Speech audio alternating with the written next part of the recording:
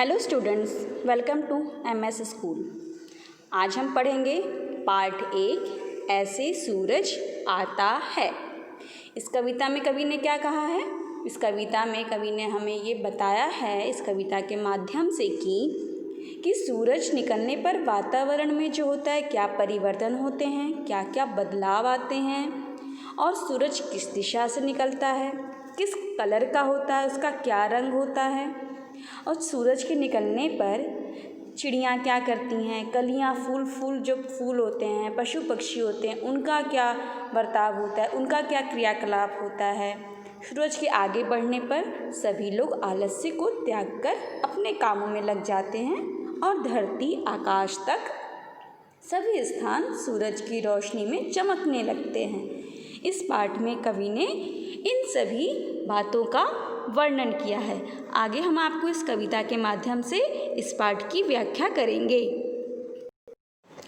चलिए तो हम स्टार्ट करते हैं पाठ। ऐसे सूरज आता है। ऐसे सूरज, पाठ का नाम है ऐसे सूरज आता है। पूरब का दरवाजा खोल, धीरे धीरे सूरज गोल, लाल रंग बिखराता है, ऐसे सूरज आता है। इसमें कवि कह रहे हैं कि जो सूरज होता है वो पूरब दिशा से धीरे धीरे लालिमा लिए हुए वो बाहर निकलता है। कौन सी दिशा से? पूरब दिशा से। और जब सूरज निकलता है तब क्या प्रकृति में वातावरण में बदलाव आता है वो देखिए। गाती हैं चिड़ियाँ सारी, खिलती हैं कलियाँ प्यारी, दिन सीढ़ी पर चढ़ता है, ऐसे सूरज बढ़ता है। जब सूरज आता है चिड़ियाँ क्या होता है, सुबह आप लोग देखते होंगे सुबह सुबह क्या होता है, जब सूरज निकलने वाला होता है उसके पहले हमें कोयल की आवाज़ होती है, मोर की आवाज़ होती है, चिड़ियाँ चहचहाने लगती हैं तो हमें लगता है अरे सुबह हो गई है, उनकी आवाज़ आ रही है। और जो कली होती है वो खिल जाती है, फूल बन जाती है।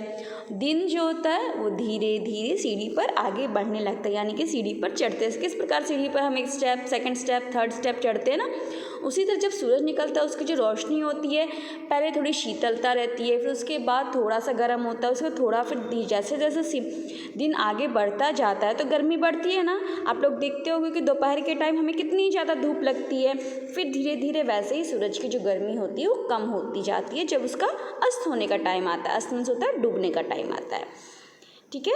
लगते हैं कामों में सब, सुस्ती कहीं न रहती तब, धरती गगन दमकता है, ऐसे तेज चमकता है। जब सूरज निकलता है तो सभी लोग अपने अपने कामों में लग जाते हैं। होता है जैसे आप लोग हैं, हम बच्चे जो होते हैं, मम्मी होती हैं, पापा होते हैं, सब क्या करते हैं हमारे घर में, जैसे आप हमें मालूम है कि हमें सबको सुबह सुबह अपने किसी को स्कूल जाना होता है, पापा को ऑफिस जाना होता है, मम्मा को सबका टिफ़िन पैक करना होता है, काम करना होता है। जैसे ही सुबह होती है सब अपने अपने काम में उठ के फटाफट हम लोग लग जाते हैं ना कि हमें ये करना है, जिसका जो काम है। तो उसी तरह से इसमें कह रहे हैं कवि कि लगते हैं कामों में सब, सुस्ती कहीं न रहती तब। जब हम सब कामों में लग जाते हैं हमारे अंदर सुस्ती मतलब होता है आलस्य, हमारे अंदर आलस्य बिल्कुल भी नहीं रहता है। धरती गगन दमकता है, और धरती आसमान दोनों दमकने लगता है। मतलब दमकने का यहाँ पे तात्पर्य है कि उसका प्रकाश इतना होता है कि मतलब एक खुशी उमंग आ जाती है उसमें, ऐसे तेज चमकता है। उसकी जो किरण होती है, उसकी जो रोशनी उतनी तेज चमकती है। गर्मी कम हो जाती है, धूप थकी सी आती है, सूरज आगे चलता है, ऐसे सूरज ढलता है। अब धीरे धीरे क्या होता है बच्चों, जब सूरज दोपहर में 12 बजे 1-2 बजे तक तेज़ी से रहता है, पर धीरे धीरे क्या होता है सूरज की जो गर्मी होती है वो कम होने लगती है और धूप जैसे लगता है थक जाती है। जैसे हम लोग कैसे होता है, हम लोग एक्टिव होते हैं, जब सुबह उठते हैं तो कितनी तेज़ी से काम करते हैं, ये कर ले वो कर ले, पर जैसे जैसे दिन ढलता है, शाम होने को आती है, हम थक जाते हैं, अरे अब नहीं करने का मन, एक थकान हमारे चेहरे पे आ जाती है। उसी प्रकार सूरज के भी चेहरे पे एक थकान सी आ जाती है, सूरज भी थक जाता है।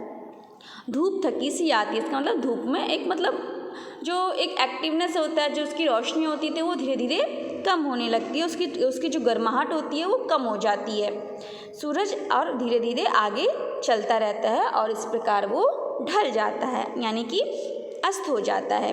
ये कविता किसने लिखी है? ये कविता सुप्रसिद्ध कवि श्री प्रसाद जी ने लिखी है। और इस कविता से जो हमें सीख मिलती है, सूरज अपने साथ उमंग और खुशियाँ लेकर आता है। क्योंकि जब सूरज आता है तो रियली में हमारे अंदर उमंग होती है, खुशियाँ होती है, हमें कोई काम करने की जिज्ञासा होती है। इसलिए इसमें जो हमें सीख मिलती है, सूरज अपने साथ उमंग और खुशियाँ लेकर आता है। धीरे धीरे इस प्रकार हमें भी सूरज की तरह ही बनना चाहिए।